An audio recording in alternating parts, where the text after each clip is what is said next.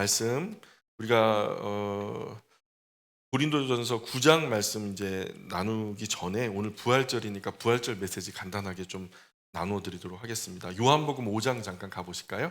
요한복음 5장 말씀 5장 24절부터 30절까지 한번 같이 읽어 보겠습니다. 요한복음 5장 24절로부터 30절까지 우리 차분하게 절 한 절 같이 읽어 보겠습니다. 시작. 내가 진실로 진실로 너희에게 이르노니 내 말을 듣고 또 나 보내신 이를 믿는 자는 영생을 얻었고 심판에 이르지 아니하나니 사망에서 생명으로 옮겼느니라. 진실로 진실로 너희에게 이르노니 죽은 자들이 하나님의 아들의 음성을 들을 때가 오나니 곧 이때라. 듣는 자는 살아나리라. 아버지께서 자기 속에 생명이 있음 같이 아들에게도 생명을 주어 그 속에 있게 하셨고 또 인자 됨으로 말미암아 심판하는 권한을 주셨느니라. 이를 놀랍게 여기지 말라. 무덤 속에 있는 자가 다 음성 들을 때가 오나니 선한 일을 행한 자는 생명의 부활로 악한 일을 행한 자는 심판의 부활로 나오리라. 내가 아무것도 스스로 할 수 없노라. 듣는 대로 심판하노니 나는 나의 뜻대로 하려 하지 않고 나를 보내신 이의 뜻대로 하려 함으로 내 심판은 의로우니라. 아멘. 예수님께서 이 땅 위에 오셨습니다. 왜 오셨냐면 대표성을 갖기 위해서 오셨습니다. 사람은요, 죄를 범했습니다.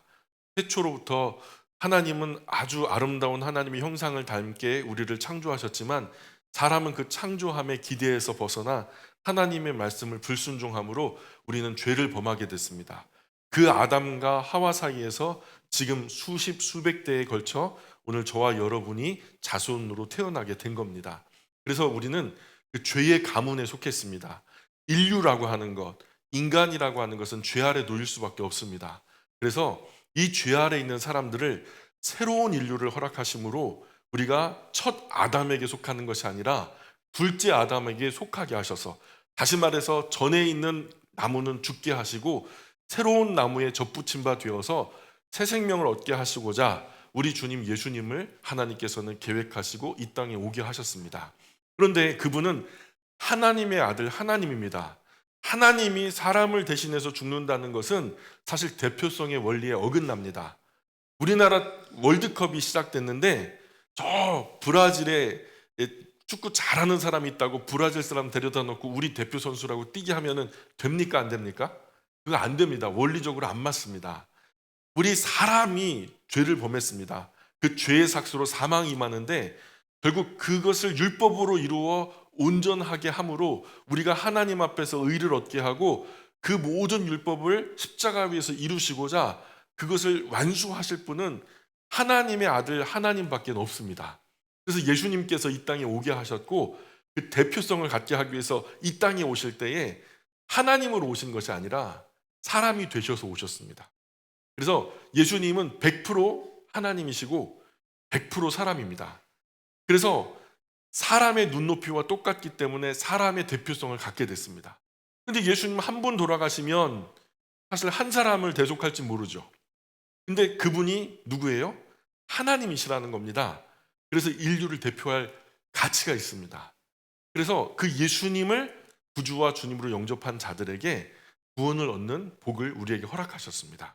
근데 그 구원의 원리가 굉장히 독특합니다. 십자가의 대속의 죽음, 사람이 저지른 모든 죄의 사망이 이르는 죄의 허물들을 그 십자가 위에서 대속하심으로 갚아주시고 그것에 의지하여 믿고 따르는 자들에게 구원을 베풀어 주시겠다고 약속하셨습니다. 오늘 본문이 그런 맥락에서 우리가 볼 수 있는 거죠.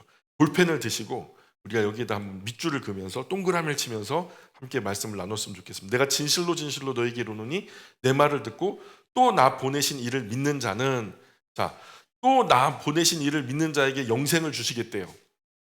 나 보내신 이를 믿는 자는, 그게 나를 보내신 분을 믿는다는 것은 뭘 의미하냐면 구약에서 예언하셨던 하나님 내가 보내겠다, 뭘 보내겠다? 구원자를 보내겠다. 그게 히브리어로는 메시아예요. 헬라어로는 그리스도예요. 한국말로는 구원자예요. 그래서 그 구원자를 보내겠다 하셨는데 그 보내시겠다고 하셨던 그분이 바로 예수님이신 거예요. 그러니 아버지 하나님께서 예수님을 보내셨다는 거예요. 구약에서 예언하셨던 그 구원자를 보내셨다는 거예요. 그 구원자를 예수님으로 믿는 것을 말하는 거죠. 그분을 구원자로 영접하는 사람은 뭐를 얻는다? 영생을 얻었다, 얻을 것이다? 얻었다. 그죠? 얻었다. 자, 영생은 뭘까요? 풀어 말해 볼까요? 영원한 생명이겠죠. 영원한 생명. 영원한 생명, 이 부활은요, 아무한테나 주어지는 게 아니죠. 그죠? 영원한 생명은 아무한테나 주어지는 거 아닙니다. 생명의 부활을 받은 사람만 얻을 수 있는 복이에요. 그래서 이 얻었고 심판에 이르지 않는다. 이 심판을 받으면요, 반드시 사망으로 언도가 나고요, 결국 그 사망 끝에 이 지옥의 형벌이 기다리고 있거든요. 그래서 심판에 이르지 아니하나니 사망에서 생명으로 옮겼느니라. 25절, 진실로 진실로 너에게 이르노니 죽은 자들이 하나님의 아들의 음성을 들을 때가 오나니 곧 이때라. 듣는 자는 살아나리라. 자, 그분의 음성을 들을 때가 언제냐면 7번째 나팔 소리와 함께 예수님을 영접한 사람들이, 살아있는 사람들이 홀연히 변화하고 무덤에 있는 사람들로 깨어나 변화된 모습으로 나타나게 될 거다. 고린도전서 15장에 보면 이렇게 말해요. 보라, 내가 너희에게 한 비밀을 말하노니 우리가 다 잠잘 것이 아니요 마지막 나팔이 뭐냐면 첫 번째부터 7번째 나팔이 있는데, 그 7번째 나팔 소리 중에 마지막 나팔이니까 7번째 나팔 소리와 함께 깨어나게 될 거다라는 거예요. 순식간에 홀연히 변화하리니 나팔 소리가 나매 죽은 자들이 썩지 아니할 것으로 다시 살아나고 우리도 홀연히 변화되리다. 어떻게? 홀연히, 갑자기 결한간 변화될 거다. 26절 계속 볼까요? 아버지께서 자기 속에 생명이 있음 같이, 아버지 안에 생명이 있어요. 모든 생명은 어디서부터 비롯됐을까요? 생명, 살아라 라는 명령이에요. 그 명령을 누가 주셨을까요?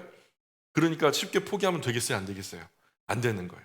그러니까 생명, 하나님께서 살라, 그 생명을 또한 주신 거예요. 누가? 하나님이. 하나님 안에는 생명의 씨앗이 있어요. 그 씨앗, 우리가 흔히 보는 씨앗 속에 생명이 있어요. 그거 놓으면 말라 비틀어져서 아무것도 없는 것 같은데 봄이 나면 새싹이 나고 잎이 나고 꽃이 피고 열매가 돼서 우리에게 달콤한 과일도 제공해주고 곡식도 되고 하는 것처럼, 우리가 씨앗 속에 생명이 없는 것 같지만 그 안에 생명이 있는 것과 그 안에 생명이 없는 것이 있죠. 아들에게도 또한 생명을 주셨대요. 그 아들이 바로 예수 그리스도죠. 아들에게도 생명을 주어, 그죠? 아버지 안에 있는 것과 같은 종자예요. 예.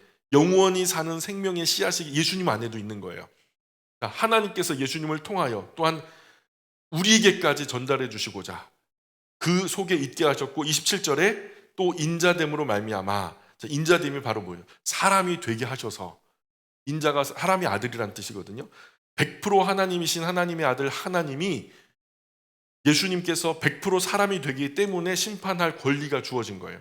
예수님이 사람이 한번 안 돼 보셨다면 심판할 권리가 없는 거예요. 그 입장 모르니까. 그런데 심판하는 권한을 주신 것은 예수님이 100% 하나님이시기도 하고 예수님도 사람이시기 때문에, 그래서 그 영생의 씨앗을 주고 말고 할 권세가 주님 안에 있게 된 거죠. 28절, 이를 놀랍게 여기지 말라. 무덤 속에 있는 자가 다 그의 음성을 들을 때가 온다. 자, 세상이 말하듯 죽는다고 땡이 아니에요. 성경은 죽음으로 다 끝나는 것이 아니라고 말해요. 죽음 후에 반드시 다음 세상이 있어요. 다음 세상이 바로 뭐냐? 내세, 본론이에요. 이건 예고편과 같은 거고, 지금 우리가 사는 100년 미만은 이상하잖아요. 너무 짧아요. 그렇죠? 우주는 너무 넓어요.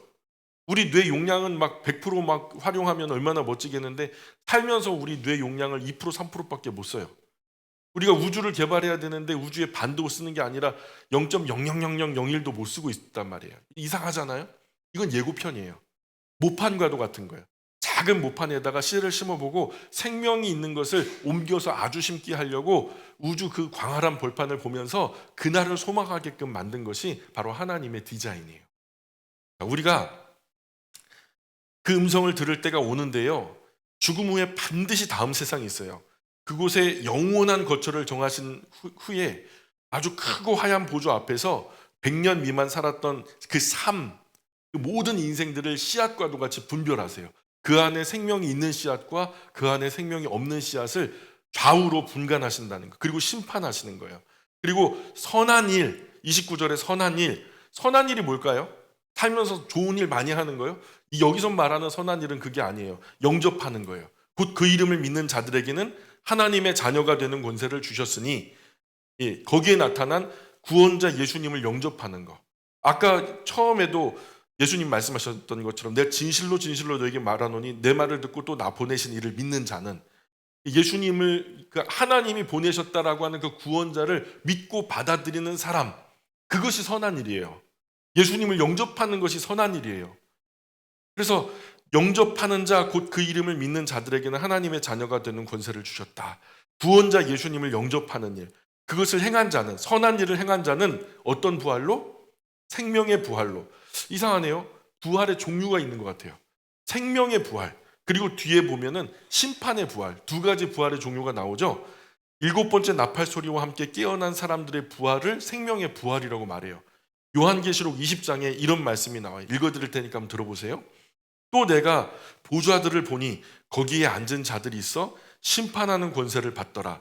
또 내가 보니 예수를 증언함과 하나님의 말씀 때문에 목 베임을 당한 자들의 영혼들과 또 짐승과 그의 우상에게 경배하지 아니하고 그들의 이마와 손에 그의 표를 받지 아니한 자들이 살아서 그리스도와 더불어 1000년 동안 왕노릇하니 그 나머지 죽은 자들이 그 1000년이 차기까지 살지 못하더라. 이는 첫째 부활, 영원한 생명을 선물로 받은 생명의 부활이죠. 이거 좋은 거예요. 이 첫째 부활이라. 이 첫째 부활에 참여하는 자들은 복이 있고 거룩하도다. 둘째 사망. 둘째 사망은 뭐냐면, 둘째 사망이 있으니까 첫 번째 사망도 있겠죠. 첫 번째 사망은 육체와 몸이 분리되는 거예요. 두 번째 사망은 영혼과 영혼을 주신 하나님이 분리되는 거예요. 세상에 100년 미만 모판과도 같은 이곳에 100년 살게 하셨는데 싹수를 보니까 노래 생명이 없어요. 끝까지 영접하지 않고 제 멋대로 살아가요.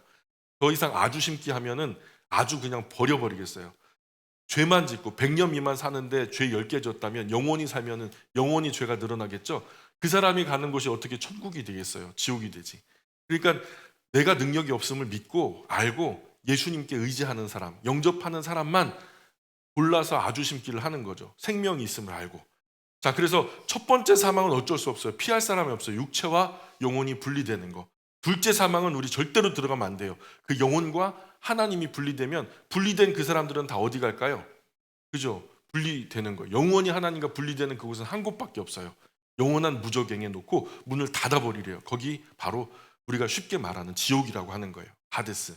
그리고 선한 일 뒤에 악한 일이 나오죠.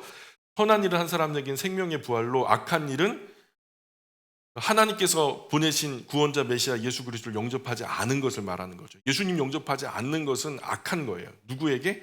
하나님 아버지께. 하나님 아버지가 너무나 자기의 막 살을 베어내는 것 같아요. 외아들이신 예수님을 이 땅에 인간으로 태어나게 하셔서 그 모든 율법 아래 놓이게 하시고 시간에 구애받게 하시고 사람들에게 침뱉은 바 구타당하고 고난당하고 십자가에 죽임을 당하고 그 모진 고난 속에 죽음을 당하게 하셨는데 이 놀라운 가치를 무시해버리고 영접하지 않는 거예요. 그것은 악한 거예요. 그 악한 거예요. 그래서 악한 일이라고 표현해요. 그래서 그렇게 끝까지 예수님을 영접하지 않은 하나님의 호의를 거절한 사람들에게는요, 심판의 부활이 나오는 거예요. 복과 마곡의 전쟁 후에 새하늘과 새 땅이 열리기 직전에 아까도 말씀드렸듯이 하얀 백보자 심판이 열리게 되는데 그 부분에 요한계시록 20장에는 이렇게 표현해요. 또 내가 보니 크고 흰 보좌와 그 위에 앉으신 이를 보니 땅과 하늘이 그 앞에 피하여 간데 없더라. 또 내가 보니 죽은 자들이 큰 자나 작은 자나 보좌 앞에 서 있는데 책들이 펴져 있고, 책이 하나가 아니죠? 아마도 한 권 이상이에요. 책들이 펴져 있고 다른 책이 또 펴졌으니 곧 생명책이라. 자, 하나는 알겠어요. 생명책. 죽은 자들이 자기 행위를 따라 책들이 기록된 대로 심판을 받으니, 자기 행위들이 기록된 책이 있대요. 또 행위책이 있네요.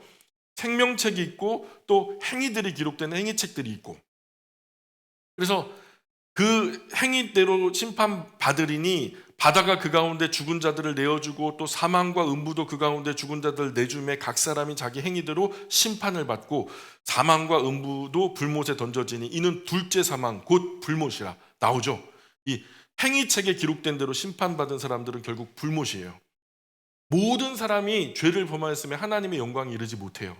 생명책에 기록되어서 그 아들의 이름을 영접함으로 말미암아 생명의 씨앗이 있는 사람은 그것으로 하나님은 족하다 하시고 예수님의 십자가의 대속의 죽음을 그 사람에게 적용해 주심으로 예수님과 함께 의로운 자리로 옮겨 주시겠대요.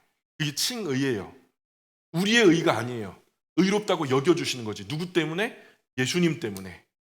그러니 우리가 그 은혜를 입은 사람들이에요. 그러나 끝까지 예수님을 영접하지 않은 사람, 그래 네 멋대로 살아서 너가 의롭게 살았다고 그럼 한번 볼까 하면서 하나님이 그 사람이 살았던 나는 순간부터 죽는 순간까지를 다 행위대로 기록한 행위책들을 통해서 꼼꼼하게 다 심판하시죠. 그러나 모든 사람이 죄를 범했거든요. 절대로 행위책으로는 하나님의 영광에 이를 수가 없는 거예요. 그래서 나오리라 30절에 내가 아무것도 스스로 할 수 없노라. 다 누가 시킨 일이라는 거예요. 예? 아버지 하나님께서 예수 그리스도에게 부탁하셔서 하신 일. 그러니 다 누구의 일이에요? 아버지 하나님의 일이죠. 예수님은 처음부터 아버지 하나님께서 나에게 시키신 일이라고 말씀하셨어요. 계속 지속적으로 그렇게 말씀하셨어요. 내가 내 일을 하는 게 아니다. 아버지께서 시키시니 한다. 아버지께서 일하시니 나도 일한다. 듣는 대로 심판한다. 뭘 들어요? 아버지 하나님께 들은 대로 아버지 하나님 대신에 나는 심판할 뿐이다. 이 말이에요. 나는 나의 뜻대로 하려 하지 않고 그럼 누구 뜻대로 한다는 거예요? 나를 보내신 이의 뜻, 바로 아버지 하나님의 뜻대로 함으로 나의 심판은 의롭다. 왜냐하면 하나님이 심판하신 거나 진배 없으니까. 왜요? 왜 그렇게 돼야 되는데요? 예수님을 보내신 아버지 하나님은 절대로 틀리지 않는 분이니까. 그죠? 그 마음에 숨겨진 의도까지 헤아려 100% 공정한 심판을 내리실 수 있는 분이 하나님이시니까. 사람은 열 길 물속은 알아도 한 길 사람 속은 절대 몰라요. 사람이 속이면 속임을 당해요. 그러나 하나님은요 절대 못 속여요. 사무엘에도 보면은 사람은 외모를 보지만 나 여호와는 중심을 본다 하셨으니까 100% 정확하게 심판하실 수 있는 분이 우리 아버지 하나님이세요. 그 아버지 하나님께서 말씀하심으로 예수님이 그 권한을 가지고 심판하시기 때문에 그 심판은 100% 정확한 거예요. 거기서 누구도 나 이의 있습니다. 항소할 겁니다. 이렇게 할 만한 것은 없어요. 단번에 끝나요. 그 심판은. 아무도 입을 벌려 억울하다 말 못해요. 하나님의 심판은 공명정대해요. 이 예수 그리스도의 부활의 아침, 예수님을 구주와 주님을 영접해서 영원한 생명에 참여하신 아버지 하나님과 예수님께 영광과 찬송과 영광을 돌리기 원합니다. 또 이후 이 자리 우리 중 누가 먼저 가고 나중에 갈지 우리는 잘 알지 못해요. 누가 이 땅에 100년 미만 살면서 누가 앞서가고 뒤에 갈지 몰라요. 결국 우리 모두는 그 첫 번째 죽음을 피할 수 없거든요. 모든 사람이 죽습니다. 그러나 그 천상의 영광의 잔치자리에서 함께 만나서 부활의 아침, 그 아름다운 만찬을 함께 들기까지 우리가 서로 격려하며 위로하고 서로에게 힘이 되어주는 영원한 가족이 되기를 주님 이름으로 축원합니다. 자, 오늘 우리 지난 시간에 이어서 고린도 전서로 한번 가볼까요? 9장 19절. 9장 19절. 제가 오늘 마음이 급합니다. 일이 부활주일이고 또 입교자도 있고 또 오늘 오후에는 성경 강좌가 없습니다. 부활절 만찬 이후에 자연스럽게 댁으로 돌아가시면 됩니다. 자, 우리 지난 시간에 이어서 고린도전서 9장 19절 같이 읽습니다. 시작. 내가 모든 사람에게 자유로우나 스스로 모든 사람에게 종이 된 것은 더 많은 사람을 얻고자 함이라. 아멘. 제가 계속해서 한번 읽어드릴게요. 유대인들에게 내가 유대인과 같이 된 것은 유대인들을 얻고자 함이요 율법 아래 있는 자들에게는 내가 율법 아래 있지 아니하나 율법 아래 있는 자 같이 된 것은 율법 아래 있는 자들을 얻고자 함이요 율법 없는 자에게는 내가 하나님께는 율법이 없는 자가 아니요 도리어 그리스도의 율법 아래 있는 자이나 율법 없는 자와 같이 된 것은 율법 없는 자들을 얻고자 함이라. 약한 자들에게 내가 약한 자와 같이 된 것은 약한 자들을 얻고자 함이요 내가 여러 사람에게 여러 모습이 된 것은 아무쪼록 몇 사람이라도 구원하고자 함이니. 아멘. 바울이 자유로운 사람이지만 다른 사람들에게 노예처럼 다가가고 그리고 유대인에게는 유대인처럼 다가가고 율법 아래 있는 사람들에게는 사실은 내가 율법 아래 있지 않지만 여기서 말하는 율법은 유대인들이 말하는 그 모세 율법 아래 있지 않지만 그러나 율법 아래 있는 사람처럼 다가간 것은 율법 아래 있는 사람들을 얻고자 함이었다. 또 율법이 없는 자들에게는 내가 율법이 없는 자가 아니다.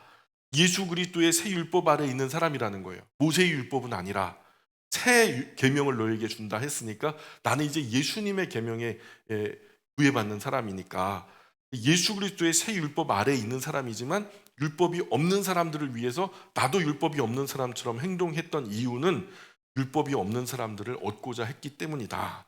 약한 사람에게는 내가 약한 사람 같이 된 것은 약한 사람을 얻고자 함이었다.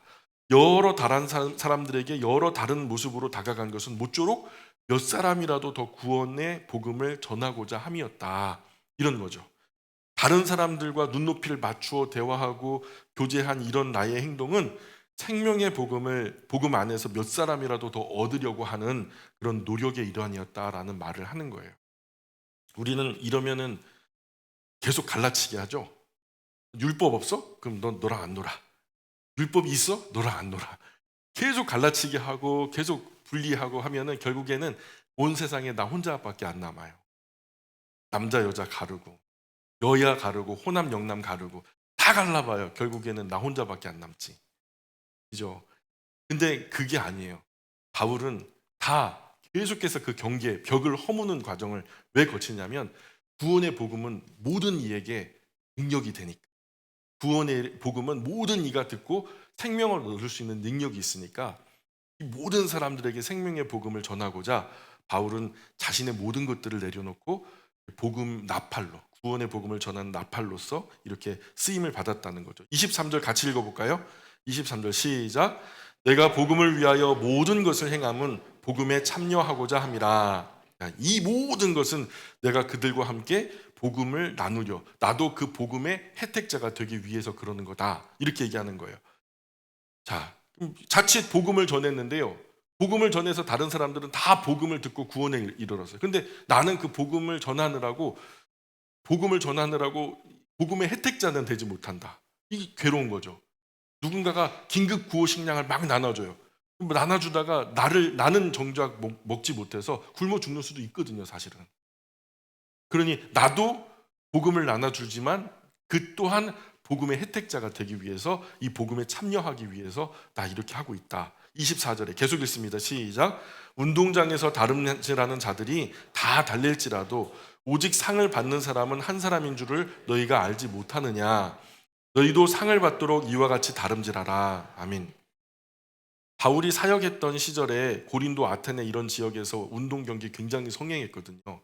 사실 지금 현대 스포츠 기원이 되게 그리스 아테네 쪽에서 많이 기원이 돼요. 그래서 올림푸스 신전 앞에서 일단은 제사를 해요. 그들의 이방신을 섬기는 그 숭배 예식을 하고 그 다음에 그 앞에서 이 축제의 일환으로 경기를 하는 거거든요. 우리나라에서 예전에 동네에서 명절 때 같으면은 동네 그 고사를 지내죠. 큰 오래된 나무 밑에라든가 이런 성황당 이런 곳에서 그 명절 잔치를 하고 제사를 지내고 거기서 그네뜨기나 씨름 대회 그렇게 하고 지냈던 우리가 그런 것을 기억하죠. 마치 그런 것처럼 그리스 아테네 고린도 데살로니카 이런 등지에서 마을의 큰 행사 전에 신들에게 우선 제사를 지내고 운동 경기를 했던 예가 있거든요. 운동 경기 자체가 신들 앞에 제전의 프로그램 속에 하나의 이제 순서예요. 우리가 예배를 드리는 순서에 이런 찬양이나 기도가 들어가는 것처럼 신들도 재밌어야 우리를 볼 거 아니냐. 그래서 신들도 재밌고 사람도 재밌고 달리기도 하고 씨름도 하고 레슬링도 하면서 그렇게 이제 제사의 일환의 그런 프로그램을 넣었던 거죠. 그래서 바울은 자주 이런 그 지역의 문화 속에 이런 운동 경기 모습을 봤던 것 같아요. 그러니까 그 지역의 사람들은 이 운동 경기 예를 들면 다 이해를 하는 거예요. 그러니까 그 운동 경기의 예를 차용해 와서 설명을 하는 거예요. 오늘 본문에서 운동장에서 달리는 사람도 봤지. 봐, 달리는 사람도 많잖아. 막 수십 명, 수백 명이 한꺼번에 달려나가지만 결국 1등한 사람 한 사람이지. 그 머리에 면류관 쓰는 사람 한 사람이잖아. 너희도 상 받도록 이처럼 열심히 달려가야 될 거 아니야. 또 운동 경기하는 사람이 법대로 경기하지 않으면 실격 처리되고 상을 얻지 못한다. 이런 말도 있고요. 또 나중에 보면은 운동 경기에서는 주는 면류관이야 금세 시들어버리는 면류관이야. 그 사람 1등 했다 그랬지. 근데 그 면류관을 받았잖아. 그 작년 면류관 봤어? 다 시들었던데 월계관이라고 하죠. 그 나무에 그 나뭇잎으로 엮어서 만드는 거거든요. 다 시들어서 부서져 버리고 그런 시드는 면류관 말고 영원히 시들지 않는 면류관을 위해서 달려가야 될 거 아니야 하면서 뭐 그 외에도 여러 번 운동 경기에 대해서 바울이 기록을 한 것이 등장을 하죠. 바울도 그리스, 고린도, 아테네 지역 등지에서 이런 경기를 보았던 것으로 여겨져요. 바울은 그 시대 사람들이 그 시대 문화 속에서 이해할 수 있는 쉬운 예들을 가지고 와서 이 복음에 대한 영적인 것들을 설명하려고 애를 쓰죠. 25절 계속 읽어봅니다. 시작. 이기기를 다투는 자마다 모든 일에 절제하나니 그들은 썩을 승리자의 면류관을 얻고자 하되 우리는 썩지 아니할 것을 얻고자 하노라. 아멘. 자, 이기려고 경쟁하는 사람마다 모든 일에 절제하는 거예요. 수능을 보는 우리 친구들도 막 놀고 잘 거 자고 다 그러지 않죠. 나름대로 잠을 쪼개가면서 뭔가 자기를 갖다 절제하면서 나중에 이제 이 수능 본 다음에는 실컷 놀 거야 하면서 막 울면서 막 그러는 사람 봤거든요. 목사님 너무 힘들어요 하면서 막 울면서 막 그러더라고요. 막 다독여주고 그랬는데 걔네들이 왜 그렇게 하겠어요? 왜 그렇게 절제하고 울면서도 싫은데도 그냥 색상머리에서 드립다 그냥 연필 굴리면서 머리 굴리면서 힘들어 하겠어요? 절제하는 거예요, 절제. 나중에 더 큰 행복을 위해서 오늘을 희생하는 거죠. 그럼 우리가 그렇게 경쟁해서 얻을 수 있는 것이 고작 썩을 면류관이죠. 그러나 우리는 썩지 않을 면류관을 얻고자 한다는 거예요. 바울이 말하는 것은. 그러니 얼마나 더 절제해야 하는가 그것을 얘기하는 거죠. 26절, 27절 계속 읽어봅니다. 26절, 27절 시작. 그러므로 나는 다름질하기를 상방 없는 것 같이 아니하고 싸우기를 호공을 치는 것 같이 아니하며 내가 내 몸을 쳐 복종하게 함은 내가 남에게 전파한 후에 자신이 도리어 버림을 당할까 두려워함이로다. 아멘. 나는 운동선수처럼 달려도 분명한 목표가 있다는 거예요. 그 규칙이 있는 거죠. 권투선수처럼 싸워도 분명한 대상이 있다는 거예요. 상방 없이 싸우지 않는다는 거예요. 나는 내 몸을 쳐서 복종시킵니다. 내가 다른 사람들에게는 복음을 전했지만 정작 나 자신은 자격 미달이 될까 봐 두렵기 때문에 나도 구원에 이르고자 그런 절제를 하고 있습니다 라고 바울이 얘기하는 거죠. 복음 안에 있다고 자신만만하고 그냥 확 풀어져 가지고 이 나는 이미 구원 받았네 이런 나태한 그리스도인의 모습이 아니라 지금도 나는 운동선수처럼 그것을 잡으려고 다름질하고 있다라고 말하는 것이 바울의 그런 모습이죠. 우리는 박찬호, 추신수, 이승엽, 박세리, 박지성, 김연아, 손흥민, 이강인 이런 사람들 오늘의 영광만 보죠. 야, 저 프리미엄 리그에서 몸값이 얼마나 뛰었대, 몇 골을 더 넣었대, 또 무슨 메달을 따왔대 하면서 우리 애들 어렸을 때 저거 시킬 걸. 근데 그 사람들이 노력하는 피땀 눈물 어린 훈련의 과정을 우리가 보지 못했잖아요. 어느 날 신발을 벗은 그 모습을 보는데 발톱이 성한 게 하나도 없어요. 그 관절이 다 찌그러지고 쪼개지고 막 그랬어요. 그래도 그냥 막 자기의 신체 한계를 벗어나서 뭔가 하려고 하다 보니까 아예 그냥 발목은 내 것이 아니다라고 생각하고 뛰고 달리고 막 부서져도 또 하고 그랬다는 거예요. 그런 모두 놀고 자고 쉴 때 넘어지고 자빠지고 얼마나 고생했겠어요. 이런 정신이 우리 그리스도인 모두에게 있어야 돼요. 사실 모든 걸 내려놓고 달려갈 그리스도 외에 다른 모든 것들은 배설물처럼 여기고 달려갈 수 있는 그런 열정이 오늘 그리스도인들에게 있어야 된단 말이에요. 한 분야에 어느 경지까지 이르면 절제해야 하거든요. 사실은 다른 사람처럼 같이 자고 다른 사람처럼 같이 일하면 같을 수밖에 없죠. 탁월하려면 그들보다 덜 자고 더 열심히 해야 되는 거잖아요. 놀 것 다 놀고 즐길 것 다 즐기고 남보다 덜하거나 남만큼 하면 탁월해질 수는 없는 거잖아요. 남보다 배나 노력해야 한다는 정신으로 신앙생활에 정진하려 했던 것이 바울이에요. 또한 저와 여러분도 그래야 된다라고 저는 믿습니다. 제가 좀 둔한 편이라 남들보다 습득력이 많이 부족해요. 남들은 한 번 읽으면 다 이해하는데요. 저는 뭐라고 하면서 두 번, 세 번 질문을 해야 그때 귀에 들어오더라고요. 제가 유전적으로 좀 원로 목사님 유전을 받아가지고 잘 안 들려요. 예. 그래서 성경 가지고 혼자 몸부림쳤던 시간들이 얼마나 많았는지 몰라요. 많은 시간 들여서 정리해보고 또 이렇게 정리해보고 저렇게 정리해보고 그렇게 버려진 시간들이 저는 전혀 헛되지 않았다라고 생각해요. 나중에 보니까 저처럼 이렇게 하지 않고 고생하지 않고 목회하는 분들 참 많더라고요. 근데 저보다 목회를 잘해요. 좀 못하면 몰라도. 그러나 제가 그 많은 시간 쏟아가며 고민한 결과 목사에게 가장 중요한 것이 성경이라는 것을 저는 확신했거든요. 그래서 97년 갓 제대한 후부터 지금까지 그냥 성경만 드립다 파요. 열심히 그것만 파요. 그래서 바울의 25절에 이 말이 실감이 돼요. 이기기를 다투는 자마다 범사에 절제한다. 한 분야에 탁월해지기까지 기본적인 루틴이 있거든요. 먼저는 기본이 돼야 돼요. 기본 개념 정리가 돼야 돼요.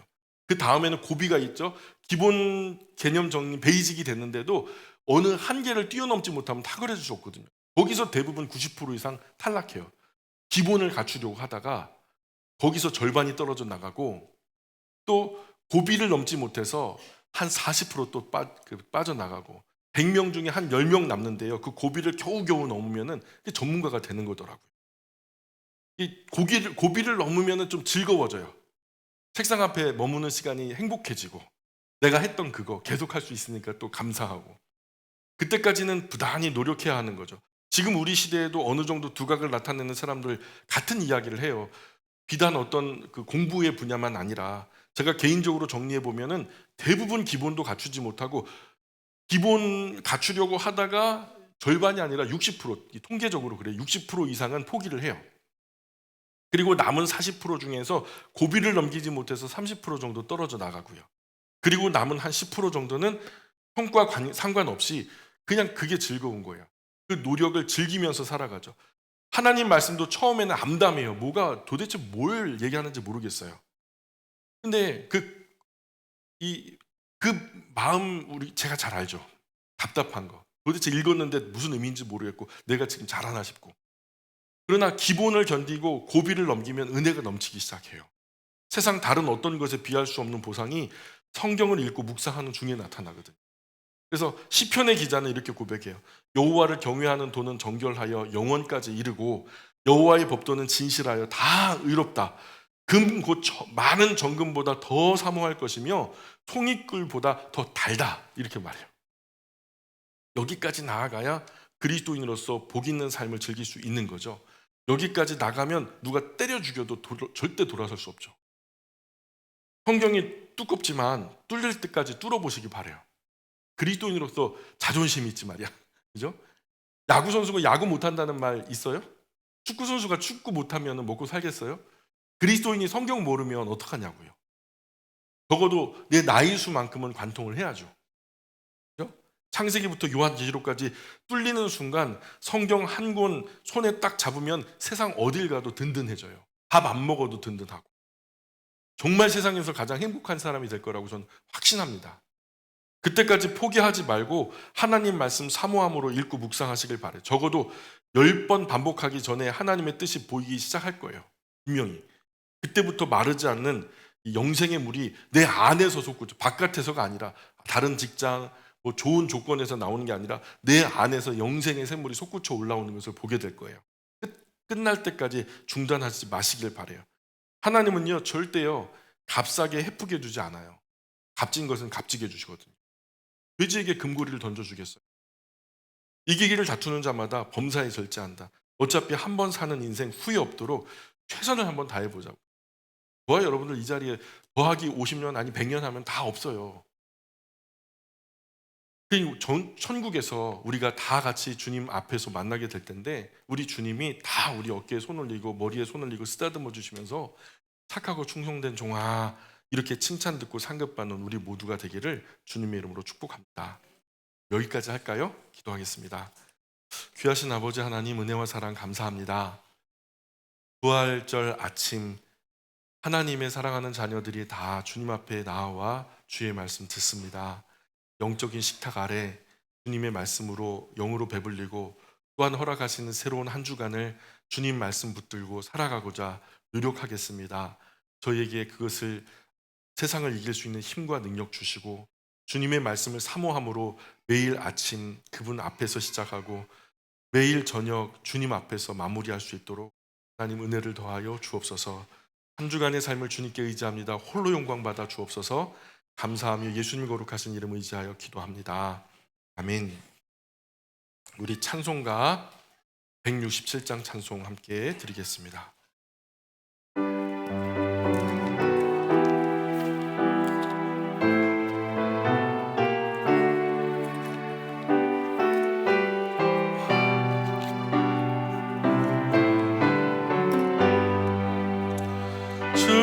즐겁도다 이날 세세에 할 말 사망 권세 깨고 하늘이 열려 죽은 자가 다시 살아나와서 생명의 주 예수 찬송하로다. 즐겁도다 이날 세세에 할 말 사망 권세 깨고 승리하신 부활하신 주님, 부활하신 주님 나타나시니 천지 만물 모두 새 옷 입었네. 꽃은 만발하고 잎이 우거져 승리하신 주를 찬송하도다.